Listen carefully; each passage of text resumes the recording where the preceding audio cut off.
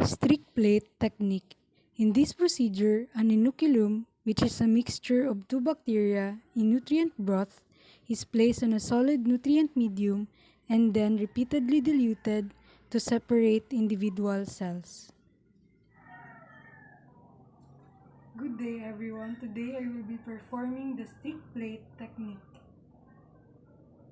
Important thing to remember is to wear our personal protective equipment to protect ourselves from harmful microorganisms. I have here my gloves, my face mask, my hairnet, my lab gown, and my lab shoes.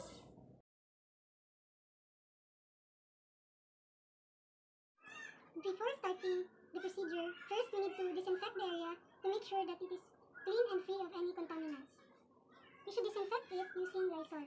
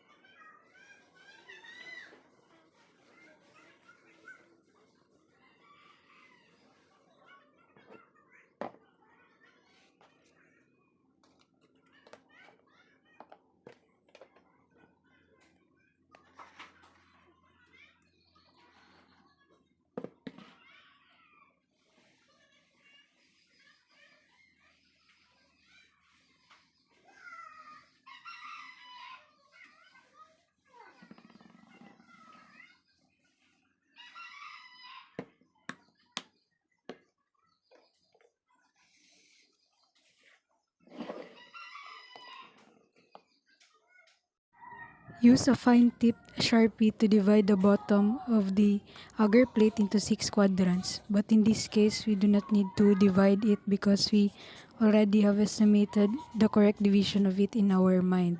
So we should proceed to the labeling.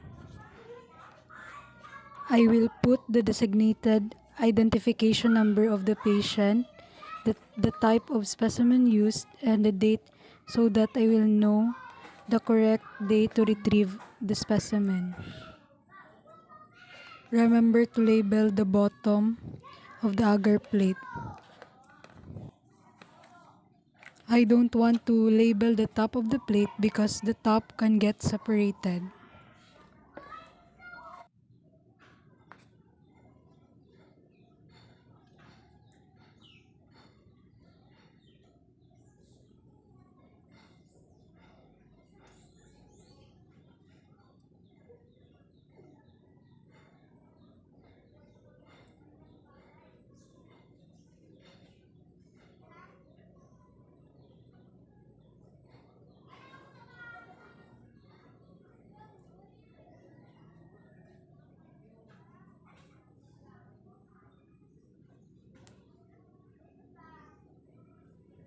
Use a sterile loop to obtain the inoculum.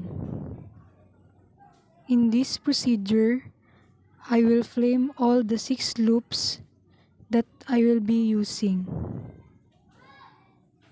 Flame all the 6 loops until it is red hot.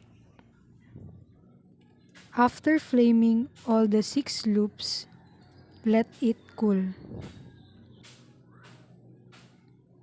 Now I am flaming the first loop.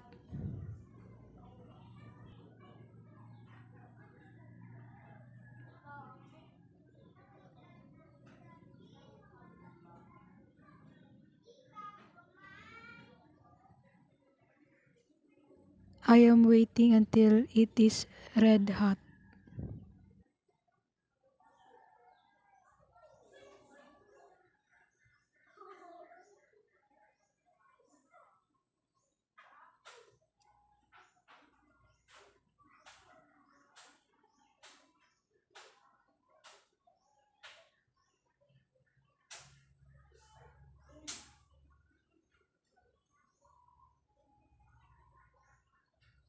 So I will let it cool.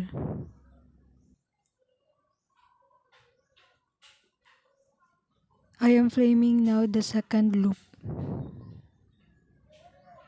until it is red hot.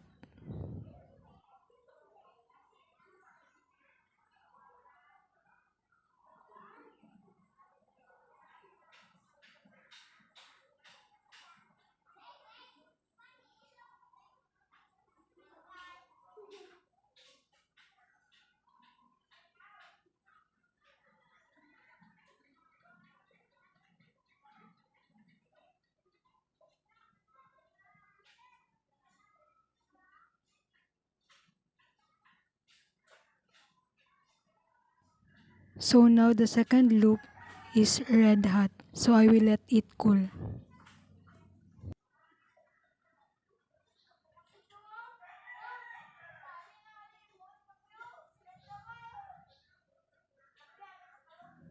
I will flame the third loop. I will wait until it is red hot.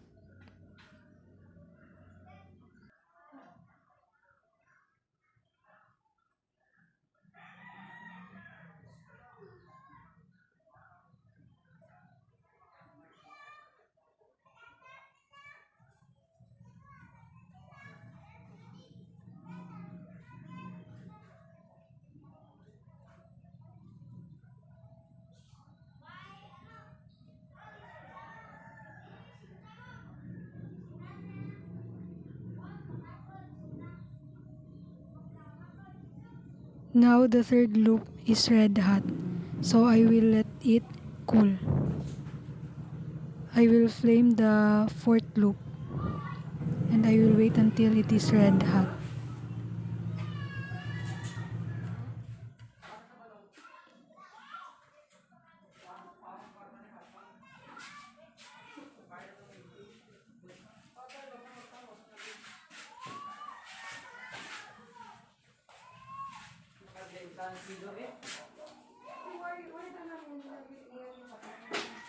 It is red hot, and next I will let it cool.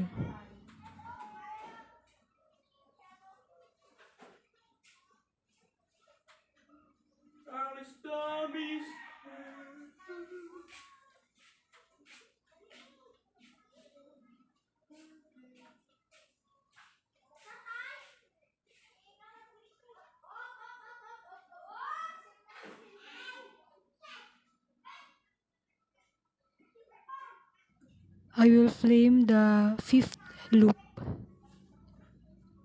and I will wait until it is red hot.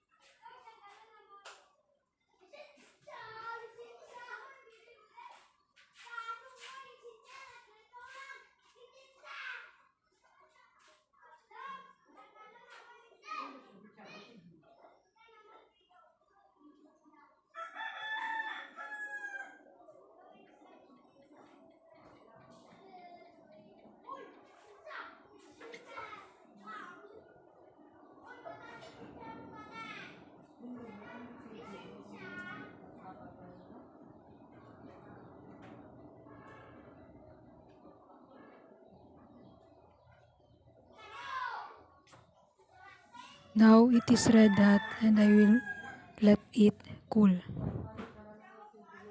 I will flame the sixth loop and wait until it is red hot. Now it is red hot and I will let it cool. First loop, second loop, third loop, fourth loop, fifth loop, and last sixth loop. I flame all the 6 loops to make sure that Before using it, it is sterile and free of any contaminants. I divided the agar plate into two for the BOP and MAC. Now, this is for the BOP.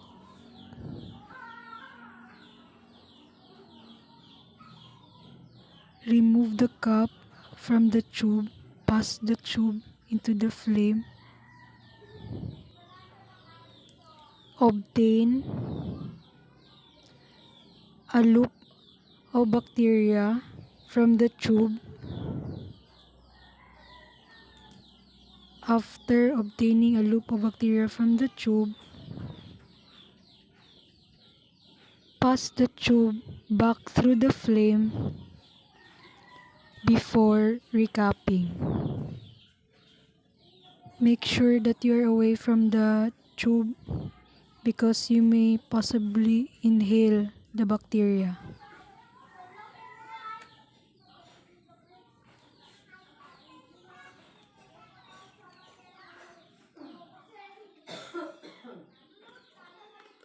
Lift one side of the Petri plate lid and streak about 1/4 of the agar plate.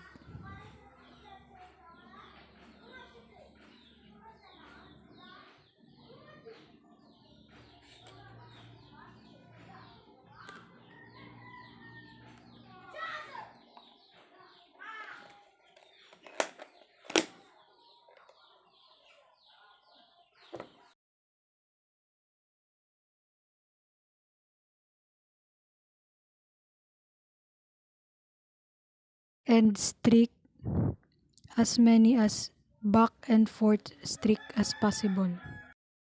I already obtained a loop of bacteria using a sterile loop.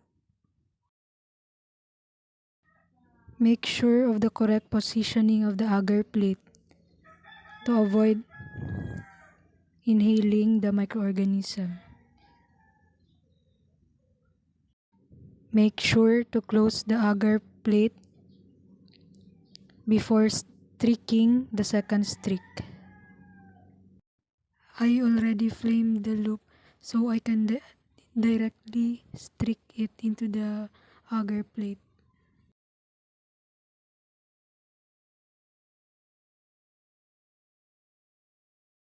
After the second streak, make sure to close the agar plate. After the second streak, close the agar plate.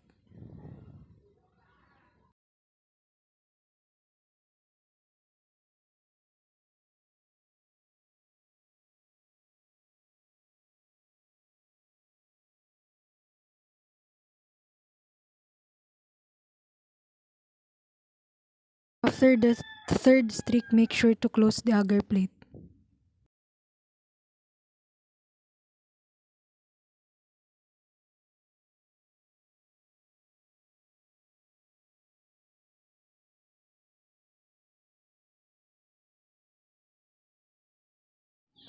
For the second half, which is the Mcconkie Agar, open the tube and get a loop of bacteria. Remove the cup from the tube.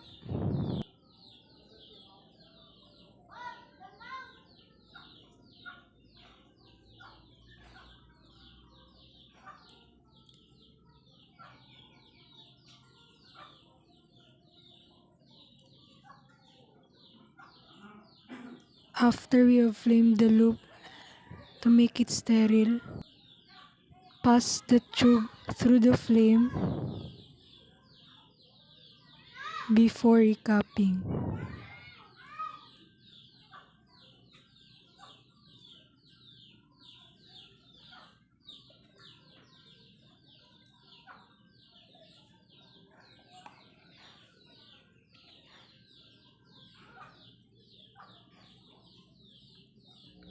Streak the first quadrant for the Mcconkie Agar. Streak as many as back and forth.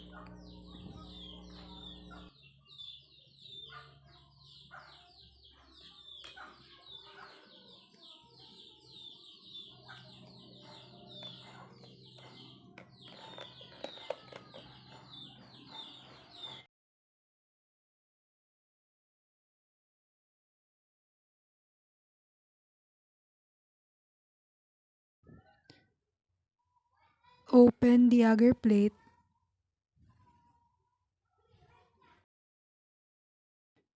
Lift one side of the Petri plate lid and strict about one quadrant of the agar plate. As many back and forth strict.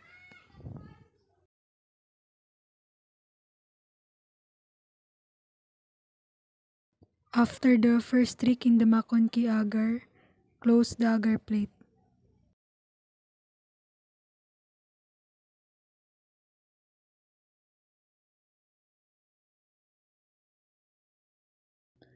Open the agar plate. Make sure that it is away from your face to avoid inhaling the microorganism.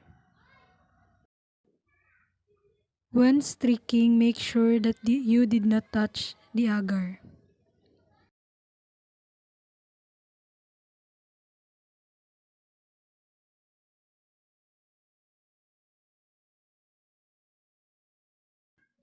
Open the agar plate and get another sterile loop.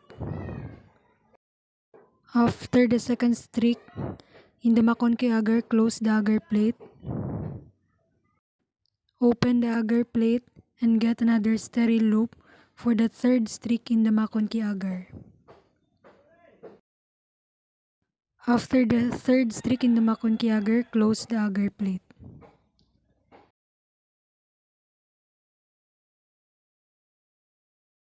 Put the agar plate into the incubator.